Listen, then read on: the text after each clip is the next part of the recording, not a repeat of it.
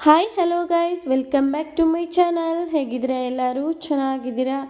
I hope ಎಲ್ಲರೂ ಚೆನ್ನಾಗಿದ್ದೀರಾ ಅಂತ ಅಂದ್ಕೊಂಡು ಇವತ್ತಿನ ವ್ಲಾಗ್ನ ಸ್ಟಾರ್ಟ್ ಮಾಡ್ತಾ ಇದ್ದೀನಿ.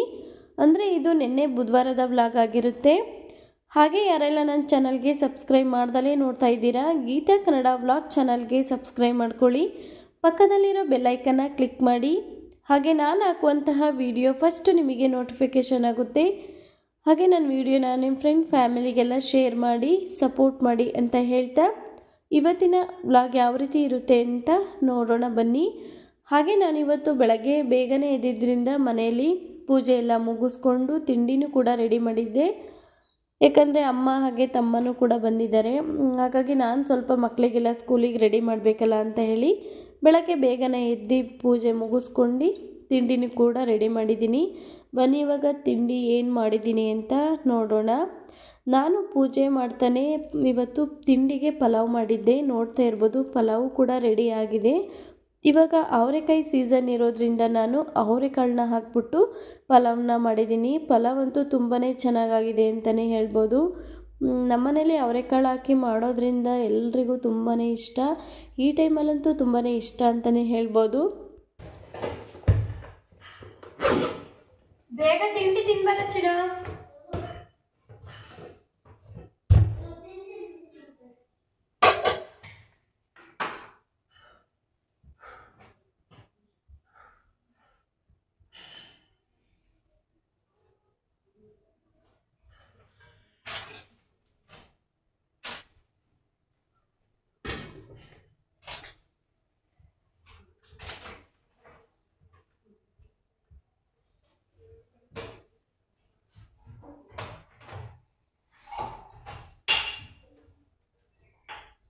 ಹಾಗೆ ತಿಂಡಿ ಎಲ್ಲ ರೆಡಿಯಾಗಿದ್ದಾದಮೇಲೆ ನಾನು ಮಕ್ಕಳಿಗೂ ಕೂಡ ಲಂಚಿಗೆಲ್ಲ ರೆಡಿ ಮಾಡಿಟ್ಟು ಒಂದು ಲೋಟ ಬಿಸಿನೀರನ್ನ ಕುಡಿತಾ ಇದ್ದೀನಿ. ನೀವು ಬೆಳಗ್ಗೆ ಎದ್ದ ತಕ್ಷಣವೇ ಬಿಸಿನೀರು ಕುಡಿಯೋದ್ರಿಂದ ನಮ್ಮ ಬಾಡಿಗೆ ತುಂಬಾ ಒಳ್ಳೆಯದು ಅಂತಲೇ ಹೇಳ್ಬೋದು. ಅದರಲ್ಲೂ ವೆಯ್ಟ್ ಲಾಸ್ ಮಾಡೋರಂತೂ ಬಿಸಿನೀರು ಕುಡಿಯೋದ್ರಿಂದ ತುಂಬಾ ಒಳ್ಳೆಯದು. ಅಂದರೆ ಜೀರಿಗೆ ಅದೆಲ್ಲ ಹಾಕ್ಕೊಂಡು ಕುಡಿಯೋದೇ ಅವಶ್ಯಕತೆ ಇಲ್ಲ. ಬಿಸಿನೀರು ಕುಡಿದ್ರೆ ಸಾಕು. ಬೆಳಗ್ಗೆ ಎದ್ದ ತಕ್ಷಣವೇ ನೀವು 2 ಗ್ಲಾಸ್ ಕುಡಿದ್ರೆ ಸಾಕು. ನಾನು 2 ಇಲ್ಲ 2 ಕುಡಿಯೋಕ್ಕಾಗಲಿಲ್ಲ ಅಂತಂದರೆ ನಾನು 1 ಗ್ಲಾಸ್ ಅಂತೂ ಕುಡಿತೀನಿ. ಎಷ್ಟೇ ಕೆಲಸ ಇರಲಿ ನಾನು ಬೆಳಗ್ಗೆ ಎದ್ದ ತಕ್ಷಣವೇ ಮೊದಲು ಬಿಸಿನೀರನ್ನೇ ಕುಡಿಯೋದು. ಬಿಸಿನೀರೆಲ್ಲ ಕುಡ್ದಿದ್ದಾಯಿತು. ಇವಾಗ ಅಮ್ಮ ಮಕ್ಕಳಿಗೆ ತಿಂಡಿನ ತಿನ್ನಿಸ್ತಾ ಇದ್ದಾರೆ. ಮೆಣಸಿನ್ಕಾಯಿ ಉಪ್ಪು ಖಾರದ ಪುಡಿ ಅಷ್ಟೇ. ನಮ್ಮನೆ ಖಾರದ ಪುಡಿ ಮೆಣಸಿನ್ಕಾಯಿ ನೋಡಿ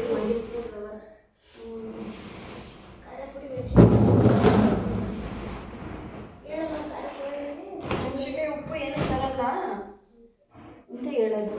ನಮ್ಗೆ ಆಗಲ್ಲ.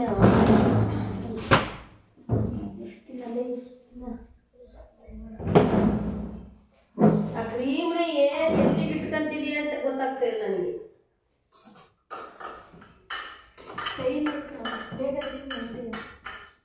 ಇಡ್ಲಿ ಮಾಡಿದೀನಿ ಬಾರಜ್ಜಿ.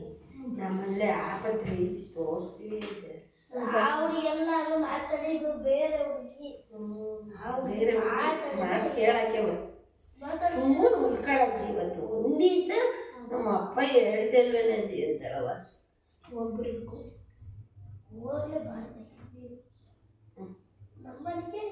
ಅಷ್ಟೇ ಕೆಲಸ ಉಳ್ಕೊಳ್ಳಿ ಅಜ್ಜಿ. ಇವತ್ತು ಒಂದಿನ ನಮ್ಮಮ್ಮ ಹೇಳ್ತಲ್ವಾ ಅಂತ ನೀಚಿ ಯಾರು ಬೊಂಬೆ ಅದು ಇವತ್ತು ಒಂದಿನ ಉಳ್ಕೊಳ್ಳಿ. ಮಮ್ಮಿನೂ ಹೇಳ್ತು ಮುಗಿಸ್ಕೊಳ್ಳೋಣ ಅಂತ. ಇವತ್ತು ಒಂದಿನ ಉಳ್ಕೊಳ್ಳಿ ಅಜ್ಜಿ ಅಂತ. ಶಾಂತಜ್ಜಿ ಹೋಗ್ ನೀವು ಬಾಕ್ನಿ ಅಂದ್ರೆ ಕಟ್ಟಾಕ್ತೀನಿ ಅಂತ ನಾವು ಅದು ಸಡತ್ತು ಇದಲ್ಲಮ್ಮ ಉಲ್ಟಾ ರೊಪ್ಪು. ಹಾಗೆ ಮಕ್ಕಳೆಲ್ಲ ಸ್ಕೂಲಿಗೆ ಹೋಗಿದ್ದಾದಮೇಲೆ ನಾವು ಮಧ್ಯಾಹ್ನ ವ್ಲಾಗ್ನ ಸ್ಟಾರ್ಟ್ ಮಾಡಿದ್ವಿ. ಮಧ್ಯಾಹ್ನ ನಮ್ಮ ಮನೆಯವರು ಬುಧವಾರ ಅಂತ ಹೇಳಿ ಇವತ್ತು ಮೀನು ತೊಗೊಬಂದಿದ್ರು. ಅದಕ್ಕೆ ನಾನು ಹುಣ್ಸೆಹಣ್ಣು ಬೇಕಲ್ಲ ಸಾಂಬಾರಿಗೆ ಅಂತ ಹೇಳಿ ತೆಗಿತಾ ಇದ್ದೆ. ಅಷ್ಟರಲ್ಲಿ ನನ್ನ ತಮ್ಮ ಬಂದ್ಬಿಟ್ಟು ಅಕ್ಕ ಚಿಕ್ಕ ವಯಸ್ಸಲ್ಲಿ ಜಜ್ಜುಂಡಿ ಮಾಡ್ಕೊತಿದ್ವಲ್ಲ ಅದನ್ನು ಮಾಡೋಣ ಕಣೆ ಅಂತ ಹೇಳ್ದ. ಸರಿ ಅಂತ ಹೇಳಿ ಅವನಿಗೆ ಹುಣ್ಸೆಹಣ್ಣು ತೊಗೊಂಡೆ ಅವನೇ ಮಾಡ್ತಾಯಿದ್ದಾನೆ. ನಾನೇ ಮಾಡ್ತೀನಿ ತುಂಬಾ ಚೆನ್ನಾಗಿರುತ್ತೆ ಅಂತ ಹೇಳಿ ಅವನು ಉಪ್ಪು ಖಾರದ ಪುಡಿ ಹಾಗೆ ಜೀರಿಗೆ ಎಲ್ಲ ಇಟ್ಕೊಂಡು ಹುಣ್ಸೆಹಣ್ಣು ಕೊಡ್ತಾಯಿದ್ದಾನೆ. ಚಿಕ್ಕ ವಯಸ್ಸಲ್ಲಿ ನಮ್ಮ ಅಮ್ಮರ ಮನೇಲೇ ಹುಣ್ಸೆಹಣ್ಣು ಮರ ಇದ್ದಿದ್ದರಿಂದ ನಮಗೆ ತುಂಬಾ ಹುಣ್ಸೆಹಣ್ಣು ಸಿಕ್ತಿತ್ತು, ಅಂದರೆ ಫ್ರೆಶ್ ಹುಣ್ಸೆಹಣ್ಣು ಸಿಕ್ತಿತ್ತು. ಆವಾಗ ಟೇಸ್ಟು ಕೂಡ ಅಷ್ಟೇ ಚೆನ್ನಾಗಿರೋದು. ಇವಾಗ ಹುಣ್ಸೆಹಣ್ಣು ಯಾವ್ಯಾವ ಕಿತ್ತಿಟ್ಟಿರ್ತಾರೋ ಗೊತ್ತಿಲ್ಲ. ಅದು ನಾನು ಫ್ರಿಜ್ಜಲ್ಲಿ ಇಟ್ಟಿರೋದ್ರಿಂದ ಸ್ವಲ್ಪ ಗಟ್ಟಿನೇ ಆಗಿದೆ. ಆದರೂ ಅವ್ನು ಬಿಡ್ತಾಯಿಲ್ಲ, ಕುಟ್ಟಿ ಇಡ್ತಾಯಿದ್ದಾನೆ. ಅವನಿಗಂತೂ ಜಜ್ಜುಂಡಿ ಅಂದರೆ ತುಂಬಾ ಇಷ್ಟ. ಅವನಂತೂ ಸಿಕ್ಕಾಪಟ್ಟೆ ಮಾಡ್ತಿದ್ದ ಚಿಕ್ಕ ವಯಸ್ಸಲ್ಲಿ, ಮತ್ತು ಅಷ್ಟೇ ತಿಂತಿದ್ದ. ಜಜ್ಜುಂಡಿ ಎಲ್ಲ ಮಾಡ್ಕೊಂಡು ತಿಂದಿದ್ದಾದಮೇಲೆ ನಾನಿವಾಗ ಮೀನು ತೊಗೊಬಂದಿದ್ರಲ್ಲ ಅದನ್ನೆಲ್ಲ ನೀಟಾಗಿ ತೊಳೆದ್ಬಿಟ್ಟು ಸ್ವಲ್ಪ ಉಪ್ಪಾಕಿ ರೆಡಿ ಮಾಡಿಟ್ಟಿದ್ದೆ. ಈಗ ಸ್ವಲ್ಪ ಮೀನು ಫ್ರೈ ಮಾಡೋಣ ಅಂತ ಹೇಳಿ ತೊಗೊಂಡಿದ್ದೀನಿ, ಸಾಂಬಾರಿಗೆ ಜಾಸ್ತಿ ಆಗುತ್ತೆ ಅಂತ ಹೇಳಿ. ಇವಾಗ ನಾನು ಮೀನು ಫ್ರೈ ಮಸಾಲ ಪ್ಯಾಕೆಟ್ನ ಹಾಕ್ಕೊಂಡಿದ್ದೀನಿ. ನೀವು ಅರ್ಧ ಕೆಜಿಗೆ 1 ಪ್ಯಾಕೆಟ್ ಹಾಕ್ಕೊಂಡ್ರೆ ಸಾಕು. ಅದ್ರ ಜೊತೆಗೆ ನಾನಿವಾಗ ಅರಿಶಿನ ಹಾಕ್ತಾಯಿದ್ದೀನಿ. ನೀವು ಮೀನು ಸಾಂಬಾರಿಗೆ ಸ್ವಲ್ಪ ಅರಿಶಿನ ಜಾಸ್ತಿ ಹಾಕೋದ್ರಿಂದ ತುಂಬಾ ಒಳ್ಳೆಯದು. ಹಾಗೆ ನಾನು ಅರಿಶಿನ ಹಾಕಿದ್ದಾದಮೇಲೆ ರುಚಿಗೆ ತಕ್ಕಷ್ಟು ಸ್ವಲ್ಪ ಉಪ್ಪು ಹಾಕ್ತಾಯಿದ್ದೀನಿ. ಯಾಕಂದರೆ ಮೀನು ಫ್ರೈ ಮಸಾಲದಲ್ಲಿ ಸ್ವಲ್ಪ ಉಪ್ಪು ಇರೋದ್ರಿಂದ ನೀವು ನೋಡ್ಕೊಂಡು ಉಪ್ಪನ್ನ ಹಾಕ್ಕೊಳ್ಳಿ. ನೀಟಾಗಿ ಮಸಾಲೆ ಎಲ್ಲ ಕಲಸಿಟ್ಟಿದ್ದಾದಮೇಲೆ ಒಂದೊಂದೇ ಮೀನು ತೊಗೊಂಡು ನೀವು ನೀಟಾಗಿ ಮಸಾಲೆನ ಹಚ್ತಾ ಬರಬೇಕು. ಯಾಕಂದರೆ ಉಪ್ಪು ಆಗಿರ್ಬೋದು, ಹುಳಿ ಆಗಿರ್ಬೋದು, ಖಾರ ಆಗಿರ್ಬೋದು ಎಲ್ಲ ತುಂಬಾ ಚೆನ್ನಾಗಿ ಹಿಡಿದಿರುತ್ತೆ. ನೀವು ಲಾಸ್ಟಲ್ಲಿ ನಿಂಬೆಹಣ್ಣು ಹಿಂಡೋದ್ರಿಂದ ಟೇಸ್ಟು ಕೂಡ ತುಂಬಾ ಚೆನ್ನಾಗಿರುತ್ತೆ. ಹುಳಿ ಜಾಸ್ತಿ ಇದ್ದರೆ ಇನ್ನೂ ಒಳ್ಳೆಯದು. ಇವಾಗ ಒಂದು 10 ನಿಮಿಷ ನಾವು ನೀಟಾಗಿ ಒಂದು ಪ್ಲೇಟ್ನ ಮುಚ್ಚಿ ಇಡಬೇಕು. ಆಮೇಲೆ ಎಣ್ಣೆಲಿ ಫ್ರೈ ಮಾಡಬೇಕು. ಹಾಗೆ ನಾನು ಮೀನು ಫ್ರೈಗೆಲ್ಲ ರೆಡಿ ಮಾಡಿಟ್ಟಿದ್ದಾದಮೇಲೆ ಒಂದು ಪಾತ್ರೆನ ಇಟ್ಟು ಅದಕ್ಕೆ ಸ್ವಲ್ಪ ಎಣ್ಣೆ ಹಾಕಿ ಈರುಳ್ಳಿ ಹಾಕಿ ಫ್ರೈ ಮಾಡ್ತಾಯಿದ್ದೀನಿ, ಸ್ವಲ್ಪ ಸಾಂಬಾರು ಮಾಡೋಣ ಅಂತ ಹೇಳಿ. ಈರುಳ್ಳಿ ಎಲ್ಲ ಫ್ರೈ ಆಗಿದ್ದಾದಮೇಲೆ ನಾನು ಆವಾಗಲೇ ಮೀನು ಸಾಂಬಾರಿಗೆ ಖಾರನೆಲ್ಲ ರೆಡಿ ಮಾಡಿ ಇಟ್ಕೊಂಡಿದ್ದೀನಿ. ಈಗ ಖಾರನ ಹಾಕಿ ಸ್ವಲ್ಪ ಫ್ರೈ ಮಾಡಿ ನಮಗೆ ಎಷ್ಟು ಬೇಕು ಅಂತ ನೋಡ್ಕೊಂಡು ನೀರನ್ನ ಹಾಕ್ಕೋಬೇಕು. ಮೀನು ಸಾಂಬಾರು ತುಂಬ ತೆಳುವು ಇರಬಾರ್ದು, ಹಾಗೆ ತುಂಬ ಗಟ್ಟಿನೂ ಇರಬಾರ್ದು. ಮೀಡಿಯಮಲ್ಲಿ ಮಾಡೋದ್ರಿಂದ ತುಂಬಾ ಚೆನ್ನಾಗಾಗುತ್ತೆ ಸಾಂಬಾರು ಅಂತಲೇ ಹೇಳ್ಬೋದು. ಹಾಗೆ ನೀವು ಅಗಲ ಪಾತ್ರೆ ತೊಗೊಂಡ್ರೆ ಮೀನು ಸಾಂಬಾರಿಗೆ ತುಂಬಾ ಚೆನ್ನಾಗಾಗುತ್ತೆ.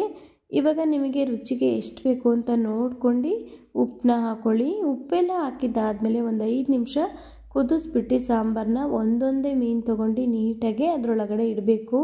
ಒಂದು 5 ನಿಮಿಷ ಬಿಟ್ಟರೆ ಸಾಂಬಾರು ರೆಡಿ ಆಗುತ್ತೆ. ಹಾಗೆ ಸಾಂಬಾರೆಲ್ಲ ರೆಡಿ ಆಗುವಷ್ಟರಲ್ಲಿ ನಾನು ಮೀನು ಫ್ರೈ ಮಾಡೋಣ ಅಂತ ಹೇಳಿ ಈ ಕಡೆ ಪಕ್ಕದಲ್ಲಿ ನಾನು ಎಣ್ಣೆನ ಕಾಯೋಕ್ಕೆ ಅಂತ ಇಟ್ಕೊಂಡಿದ್ದೆ. ಈಗ ಎಣ್ಣೆ ಎಲ್ಲ ಕಾಯ್ದಿದ್ದಾಯಿತು, ನೋಡ್ತಾ ಇರ್ಬೋದು. ನಾನು ಒಂದೊಂದೇ ಮೀನು ತೊಗೊಂಡು ನೀಟಾಗಿ ಅದರೊಳಗಡೆ ಬಿಡ್ತಾಯಿದ್ದೀನಿ. ಅಂದರೆ ಮಸಾಲೆ ಎಲ್ಲ ಸ್ವಲ್ಪನೂ ಎಣ್ಣೆ ಒಳಗಡೆ ಬಿಡದಿರೋ ರೀತಿ ನೀಟಾಗಿ ಮೀನನ್ನ ಫ್ರೈ ಮಾಡಬೇಕು. ತುಂಬಾ ಚೆನ್ನಾಗಿ ಬರ್ತಿದೆ ಅಂತಲೇ ಹೇಳ್ಬೋದು. ಅದರಲ್ಲೂ ಮೀನು ಫ್ರೈ ಅಂತೂ ತುಂಬಾ ಚೆನ್ನಾಗಾಗುತ್ತೆ. ಯಾಕಂದರೆ ಸ್ವಲ್ಪನೂ ಮಸಾಲೆ ಬಿಡಬಾರ್ದು. ಆ ರೀತಿ ಮಾಡೋದ್ರಿಂದ ಮೀನು ಫ್ರೈ ತುಂಬಾ ಚೆನ್ನಾಗಾಗುತ್ತೆ. ನೋಡಿ ಎಷ್ಟು ಚೆನ್ನಾಗಾಗಿದೆ ಅಂತ ಹೇಳಿ. ಇವಾಗ ಮೀನು ಫ್ರೈ ಕೂಡ ತುಂಬಾ ಚೆನ್ನಾಗಾಯಿತು. ಹಾಗೆ ಇವತ್ತಿನ ಈ ವಿಡಿಯೋ ನಿಮಗೆ ಇಷ್ಟ ಆಯಿತು ಅಂತ ಅಂದ್ಕೊಂಡಿದ್ದೀನಿ. ಈ ವಿಡಿಯೋ ನಿಮಗೆ ಇಷ್ಟ ಆದರೆ ಒಂದು ಲೈಕ್ ಕೊಡೋದನ್ನು ಮರಿಬೇಡಿ. ಈ ವಿಡಿಯೋನ ನಾನು ಇಲ್ಲಿಗೆ ಎಂಡ್ ಮಾಡ್ತಾಯಿದ್ದೀನಿ. Thank you.